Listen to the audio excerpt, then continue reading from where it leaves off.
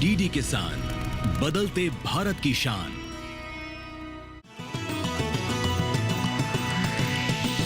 DD किसान, बदलते भारत की शान।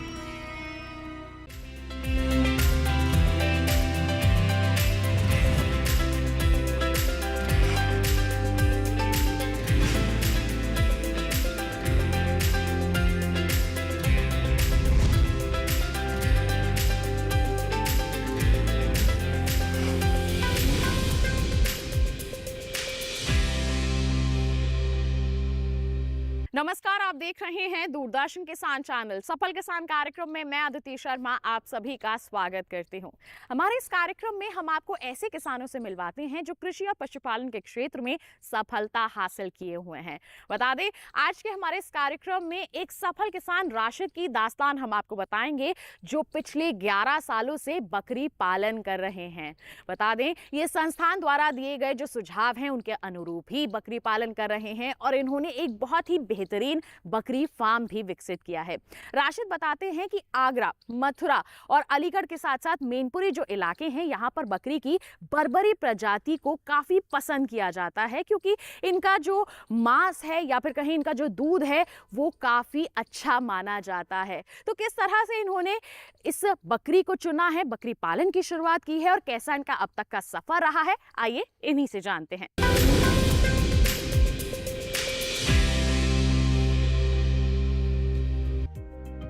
देश के सबसे अधिक आबादी वाले राज्य उत्तर प्रदेश का मथुरा जिला भगवान कृष्ण की जन्मभूमि होने के कारण पूरी दुनिया में चर्चित है। साथ ही मथुरा रेलवे स्टेशन भारतीय रेलवे का केंद्र बिंदु भी माना जाता है। मथुरा रेलवे स्टेशन से देश के हर कोने के लिए ट्रेन मिल जाती है। भगवान कृष्ण की जन्मभूमि होने के कारण यहाँ के किसान पशुपालन में काफी दिलचस्पी रखते हैं। प्राचीन काल से ही मथुरा गाय पालन के लिए मशहूर रहा है, लेकिन आज के दौर में यहाँ के किसान बकरी पालन आदि की ओर भी तेजी से आगे बढ़ रहे हैं। मथुरा में जन्मे राशिद ने गांव का रुख कर पशुपालन प्रारंभ किया और जबरदस्त सफलता की।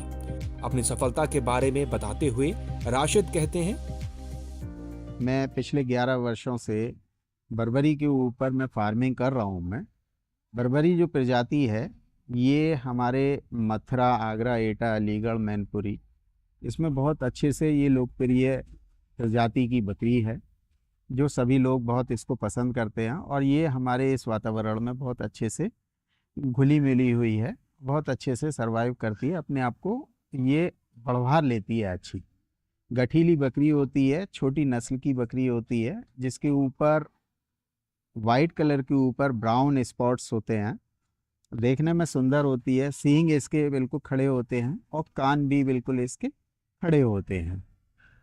ये बर्बरी एक ऐसी प्रजाति की बकरी है जिसको आप 10 माले पर भी रखकर बहुत आसानी से बकरी पालन कर सकते हैं और अपनी आमदनी को बढ़ा सकते हैं। चाहे शहरी क्षेत्र हो या आपका ग्रामीण क्षेत्र हो, ये बड़े आसानी से हर वातावरण में अच्छे से सरवाइव कर जाती है। बकरी पालन को अपना व्यवसाय बनाने वाले राशिद कहते हैं कि वे पिछले 11 सालों से बकरियों का पशुपालन कर रहे हैं। संस्थान द्वारा दिए गए सुझावों के अनुरूप बकरी पालन किया और एक अच्छा बकरी फार्म विकसित किया। उल्लेखनीय है कि वैज्ञानिकों द्वारा दिए गए सुझाव कई बार किसानों को रास नहीं आते या फिर उनकी समझ नहीं पाते, लेकिन किसान राशिद ने CIRG के वैज्ञानिकों के अनुसार ही अपने कदम बकरी पालन के लिए बढ़ाए। इन्होंने साल 2012 में CIRG से व्यावसायिक बकरी पालन के लिए प्रशिक्षण प्राप्त किया, जिन्हें शुरुआती दौर में शुद्ध बर्बरी नस्ल की बकरी प्राप्त करने में काफी मुश्किल हुई। इस बीच इन्हीं मुश्किल से निजात पाने के लिए वह फिर से CIRG पहुंचे, जहां उन्हें इस दौरान बर्बरी की शुद्ध नस्लें मिल सकीं।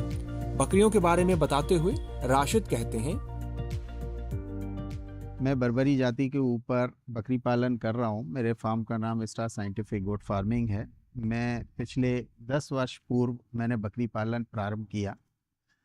मैं उससे पहले व्यापार करता था और इसी में मैंने बकरी पालन जिस तरीके से बढ़ रहा था, ट्रेडिशनल यानी पारंपरिक पद्धति के साथ साथ बकरी पालन एक आधुनिक और वैज्ञानिक विधि से जो है बकरी पालन हो रहा था, और जो धीरे धीरे वो बढ़ भी रहा था, उसी को देखते हुए मैंने बकरी पालन का शौक़ मुझे आया और मैंने बकरी पालन प्रारंभ किया। इसके लिए सबसे पहले मुझे ट्रेनिंग की आवश्यकता थी और उसकी तकनीकी जानकारियाँ, जो वैज्ञानिक विधि बकरी पालन में हमने आज अपनाई है, उसके लिए हमने सोर्स को, एक संसाधन को तलाश किया, जो कि CIRG केंद्रीय बकरी अनुसंधान संस्थान है। हमने उसको तलाश किया और हमने वहाँ संपर्क किया। वहाँ संपर्क करने के बाद हमने वहाँ से तकनीकी ज्ञान प्राप्त किया और वहाँ से वैज्ञानिकों से हमको तकनीकी सहयोग मिला और हमने धीरे धीरे एक बकरी से शुरू करते हुए और हमने ये सफ़र शुरू किया था।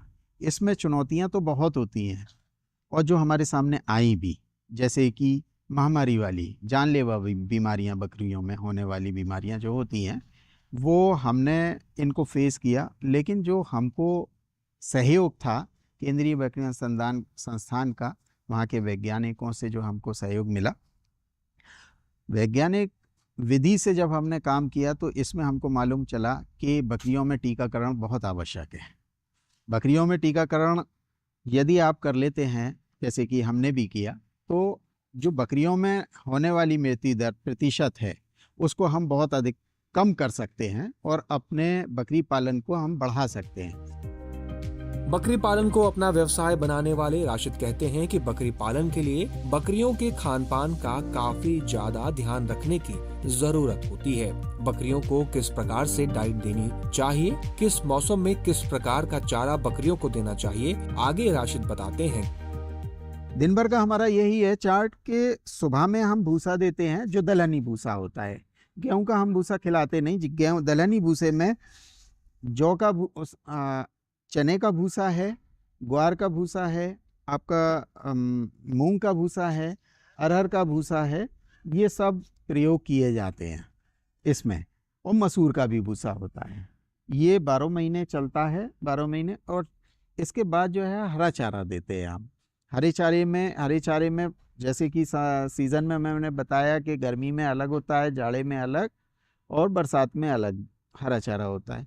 ये आपको देखने की आवश्यकता है, जैसे कि उस हरे चारे के अंदर पानी की मात्रा बहुत कम होनी चाहिए, शुष्क रहना चाहिए, वो हरा चारा दें। बहुत अधिक हरा चारा देने से बकरियों में डायरिया की समस्या भी हो जाती है, इसको भी हमें ध्यान में रखना होता है।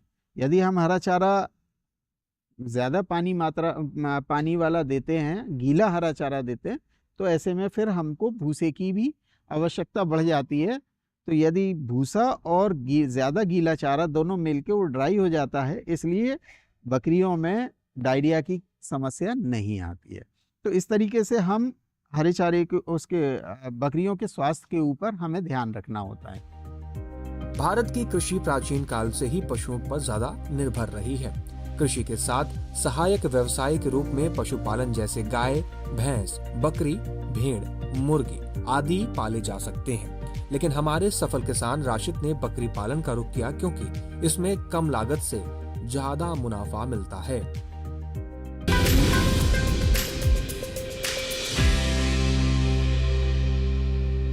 यहाँ कार्यक्रम में वक्त हो चला है एक छोटे से ब्रेक का। आप कहीं मत जाइए। ब्रेक के बाद हम जानेंगे कि कैसे हमारे जो सफल बकरी पालक राशिद जी हैं, वो अपनी बकरियों का रखरखाव करते हैं और कैसा उन्हें आहार देते हैं। बने रहिए दूरदर्शन किसान पर, देखते रहिए कार्यक्रम सफल किसान।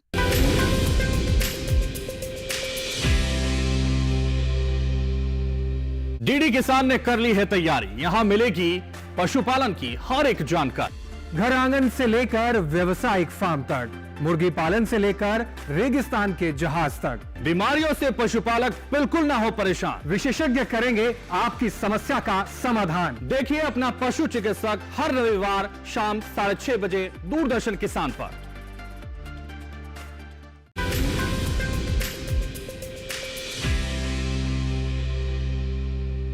ब्रेक के बाद दूरदर्शन किसान चैनल के कार्यक्रम सफल किसान में आप सभी का फिर से स्वागत है।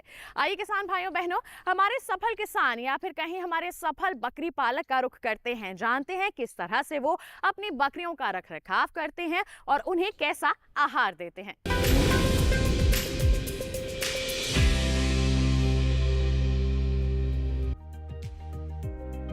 बकरी पालन में बकरियों के आहार का भी खास ध्यान रखना पड़ता है। बकरियों को अनाज, मक्का, जौ, चने की चुन्नी इन सभी के मिश्रण को दिया जाता है।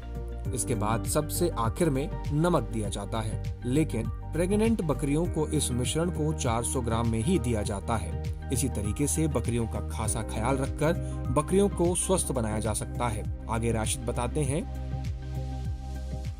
बकरियों का भोजन यदि हम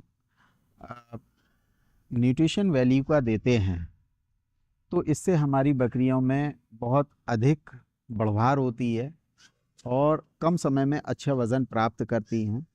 इसके लिए हमें बहुत सारे संसाधनों को तलाश करना होता है और उसकी संपूर्ण जानकारी हमें होनी चाहिए। जैसे कि अनाज हम देते हैं जिसमें कि मक्का होता है, जौ होता है, गेहूं की चोकर होती है, चने की चुनी होती है, इन सब का मिश्रण होता है। इसमें मिनरल मिक्सचर दिया जाता है यानी लवण मिश्रण दिया जाता है, ठीक है। और इसके बाद जो है इनको सॉल्ट दिया जाता है। तो ये सब दाने का कॉम्बिनेशन जो हम बनाते हैं वही बकरी को, जो प्रेग्नेंट बकरी होती है, जो गाभिन बकरी होती है, हम उसको 400 ग्राम देते हैं और जो गाभिन बकरी नहीं है उसको हम 300 ग्राम प्रतिदिन के हिसाब से देते हैं। जो बच्चा दे चुकी है, क्योंकि वो दूध की भी पूर्ति कर रही है बच्चे के लिए और उसके अपनी शारीरिक रिक्वायरमेंट भी है, उसकी आवश्यकता भी है, तो ऐसी बकरी को हम 400 से 500 ग्राम देते हैं, जिससे कि उसका दूध भी बना रहे, उसका शरीर भी बना रहे, बच्चे भी अच्छे से उसके स्वस्थ रहें। जब बकरी पालन करते हैं तो इसे करने के लिए केयर टेकर की भी जरूरत पड़ती है। बकरी के दूध और मांस से अच्छी कमाई होती है। साथ ही बकरी पालन करने के लिए केयर टेकर की भी जरूरत पड़ती है। जैसे कि अगर आपके पास 50 बकरियां हैं तो आपको 2 कर्मचारियों की जरूरत पड़ती है, क्योंकि बकरी पालन में बकरियों का खासा ख्याल रखना जरूरी होता है। बकरी पालन जब आप करते हैं तो उस समय आप अकेले होते हैं। इसमें क्या होता है कि बकरी पालन में कि इसके अंदर केयर टेकर की भी आवश्यकता होती है। बहुत सारे काम होते हैं जो कि आप अकेले नहीं देख सकते, तो इसमें कर्मचारियों की भी आवश्यकता होती है। बकरी आपके पास में पर्याप्त होनी चाहिए। जैसे कि 50 बकरियों के ऊपर 2 व्यक्तियों की आवश्यकता होती है, 100 बकरियों के ऊपर 3 की होती है और 200 बकरियों के ऊपर 4 व्यक्तियों की आवश्यकता होती है। इसी में क्या है कि जब मैं अकेला काम करता था तो उस समय धीरे धीरे जैसे कि हम प्रोडक्शन को, उत्पादन को बढ़ाते जा रहे थे, ठीक इसी प्रकार मुझे कर्मचारियों की भी आवश्यकता हुई और आज हमारे पास में करीब 4 कर्मचारी हैं जो कि बहुत अच्छा काम कर रहे हैं। बकरियों की देखरेख से लेके, उनके रखरखाव से लेके, खान पान सारी चीज़ें और स्वास्थ्य का भी बहुत ख्याल रखते हैं। ये इनके चारा खिलाना है इनको और इनकी देखभाल करनी है, गीले में सूखे में, जैसे भी हमको रखनी है जैसा सूखे में रखते हैं और दाना खिलाना है टाइम टेबल से, साफ़ सफाई भी करते हैं। मैं फार्म पर देखभाल करता हूँ। इनकी ये देखभाल हैं, ये कैसे चारा डाल रहे हैं, कैसे साफ़ सफाई रख रहे हैं, कैसे दवा ववा खिला रहे हैं अपने इन जानवरों को। ये मेरा देखभाल का काम है ना पर।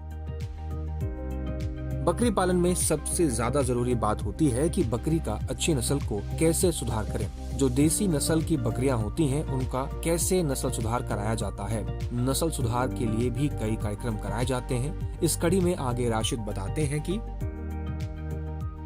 नस्ल सुधार कार्यक्रम भी हमने अपने फार्म में शुरू किया, जिसमें कि हमारी जो देसी नस्ल की बकरी थी उससे हमने उसको ब्रीड कराया। बकरी थी वो बकरी को हमने नस्ल सुधार कराया और उसके बाद जो है ये बकरी हमको आई, जो ओरिजिनल ब्रीडर से हमने कराया। फिर उसके बाद इससे जो बच्चे आए इसको भी फिर हमने ब्रीड कराया, तो इससे जो बच्चे आए वो ये बच्चे आए। ये देखिए आप, इनको ओरिजिनल नस्ल बिल्कुल बन चुकी है इसकी। ओरिजिनल यदि ब्रीडर 100% का लगाते हैं तो निश्चित ही आप ओरिजिनल ब्रीड डेवलप कर सकते हैं। भारतीय अर्थव्यवस्था में पशुपालन का बहुत ही महत्वपूर्ण स्थान रहा है। पशुधन से जुड़े उत्पादों के निर्यात से होने वाली आय में बढ़ोतरी हो रही है। पशुपालन से देश में प्रोटीन की जरूरत पूरी होती है। पशुधन से विदेशी मुद्रा अर्जित करने में भी मदद मिलती है। यह उपलब्धि पशुपालन से जुड़े विभिन्न पहलुओं जैसे मवेशियों की नस्ल, पालन पोषण, स्वास्थ्य एवं आवास प्रबंधन इत्यादि में कृषि वैज्ञानिकों के प्रयासों का परिणाम है। वैज्ञानिकों की सलाह से बकरी पालन कर रहे राशिद जैसे पशुपालक दूसरे किसानों के लिए प्रेरणा का स्रोत बन रहे हैं।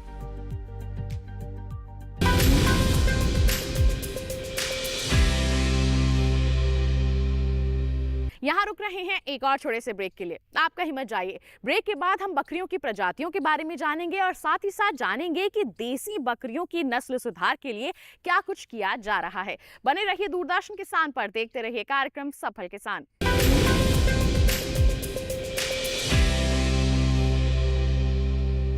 फ्रीडम फाइटर्स की कहानियां दिखाएंगे दूरदर्शन पर हर रविवार सुबह 11 बजे। क्रिश, ट्रिश और बाल्टी बॉय।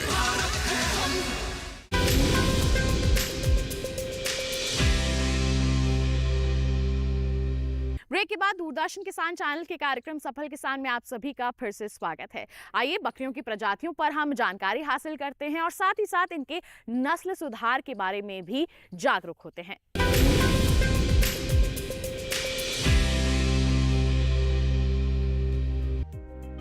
देश में बकरी पालन के बारे में अनुसंधान करने और बकरी पालन के लिए पशुपालकों को प्रोत्साहित करने के लिए केंद्र सरकार ने उत्तर प्रदेश के मथुरा जिले में केंद्रीय बकरी अनुसंधान संस्थान की स्थापना की है। इस संस्थान के निदेशक डॉक्टर मनीष कुमार कहते हैं कि हमारा ये जो संस्थान है पिछले 44 वर्षों से किसानों के लिए लगातार कार्य कर रहा है।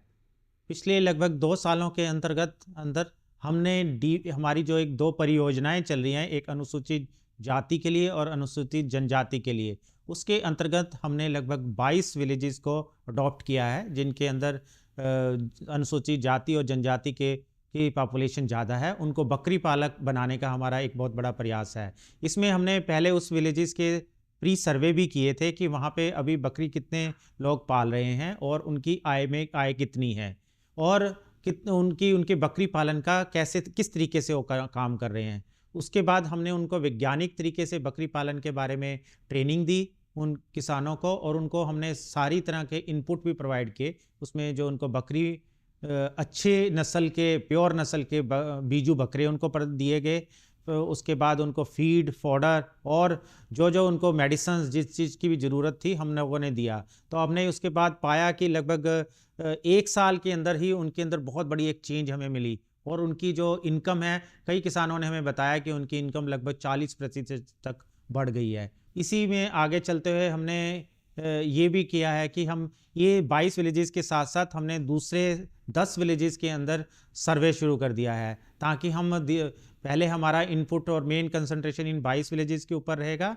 उसके बाद हम लोग उन 10 विलेजेस की तरफ मुड़ जाएंगे। हम लोग उनको सेल्फ रिलायंट बनाने में बिलीव करते हैं। जितने भी हमारे किसान हैं, हम उनको एक सेल्फ हेल्प ग्रुप बना के खुद ही अपने कार्य को करें, और थोड़े समय के बाद उन्हें हमारी ज़रूरत ना रहे। हम सिर्फ उनके लिए एक टेक्निकल पार्टनर की तरह काम करेंगे, उनको टेक्निकल इन्फॉर्मेशन देते रहें और अपने पैरों पर खुद खड़े हो सकें। हम लोग जो अनुसूचित जनजाति के अंतर्गत हम लोग लगभग इस समय 6 स्टेट के अंदर कार्य कर रहे हैं। उसमें हम लोग हमारी साथ वाली स्टेट मध्य प्रदेश में, उत्तराखंड में, राजस्थान, उसके अलावा हम लोग उड़ीसा और इवन केरला में भी हम लोग कार्य कर रहे हैं। तो हम लोग जहाँ पे भी बकरी पालक किसान हैं उन तक सभी तक हम पहुँचने की हमारी कोशिश है।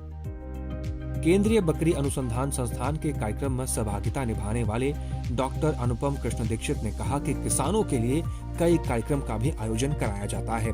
बकरी पालन में बकरी का रखरखाव, पोषण और वैक्सीनेशन का ठीक से ध्यान रखा जाए तो बेहतर मुनाफा कमाया जा सकता है। इस कड़ी में डॉक्टर अनुपम कृष्ण दीक्षित कहते हैं कि हमारे यहाँ पूरे वर्ष में लगभग 8 से 9 राष्ट्रीय प्रशिक्षण कार्यक्रमों का आयोजन होता है, और इसके साथ साथ कई हमारे जो हैं प्रायोजित प्रशिक्षण कार्यक्रम होते हैं जो state animal husbandry department, NABARD और जो गैर सरकारी संस्थान हैं उनके द्वारा वो प्रायोजित किए जाते हैं।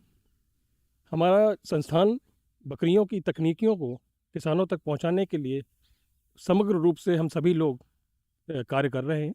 हमारा जो संस्थान है ये लगभग इसमें 2 और भी बहुत महत्वपूर्ण परियोजनाएं चल रही हैं, जिसमें कि अनुसूचित जाति विकास परियोजना और अनुसूचित जनजाति विकास परियोजना।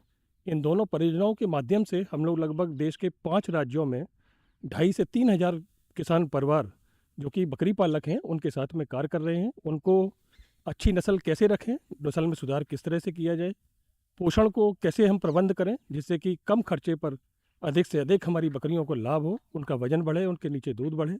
साथ ही साथ हमारे जो CIRG द्वारा जो हेल्थ कैलेंडर डेवलप किया गया है उसको हम किसानों को कैसे अडॉप्ट कराएं, इस विषय पर हम सभी लोग समग्र रूप से लगे हुए हैं और किसानों की बराबर जो भी उनकी समस्याएं आती हैं उनके निराकरण के लिए भी हम लोग यहाँ पर हैं। जो गोट पर हमारा डिपार्टमेंट भी है और हम उसी सेक्शन में काम भी करते हैं।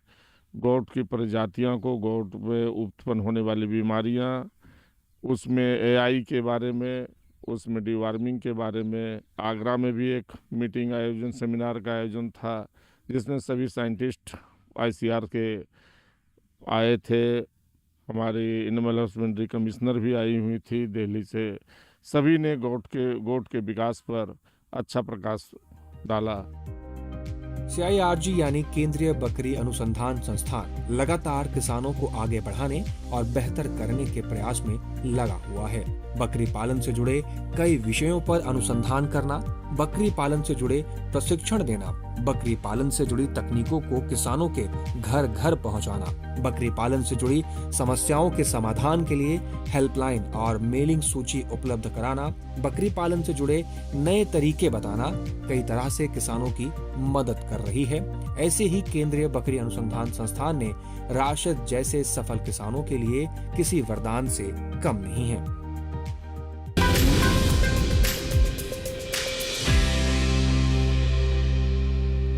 तो ये था हमारा आज का कार्यक्रम सफल किसान, जिसमें हमने राशिद जो हमारे सफल बकरी पालक हैं उनकी दास्तान को जाना है। पिछले 11 वर्षों का उनका सफर कैसा रहा है और आगे की क्या योजना है, इसके बारे में हमने जानकारी हासिल की है। उम्मीद करते हैं इनकी दास्तान को जानकर आप भी इनसे जरूर प्रेरित हुए होंगे। साथ ही आपको बता दें किसान भाइयों बहनों, कोई ऐसी ही सफलता की कहानी अगर आपके पास भी है जो आप हम तक पहुंचाना चाहते हैं, उसके लिए आप हमें ईमेल कर सकते हैं।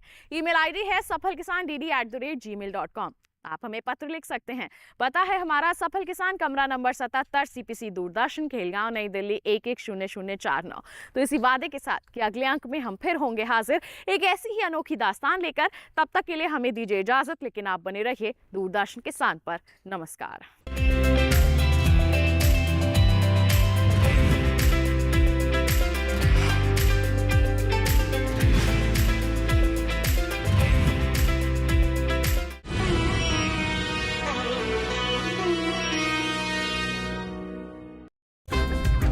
कहानी नहीं बदली, स्टाइल गया है बदल। जो कहानियां हम सुनते आए, देखते आए, अब वही वैसी ही कहानी सुनाएगा digital. Download waves OTT app now and watch for free.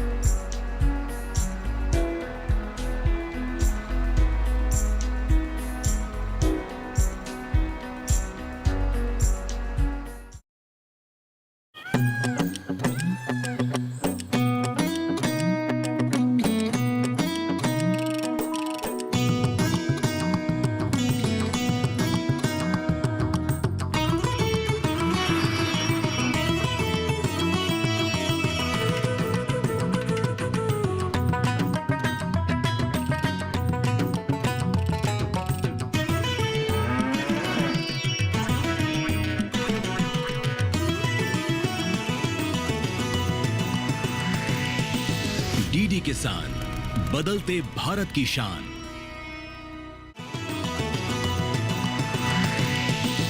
DD किसान, बदलते भारत की शान।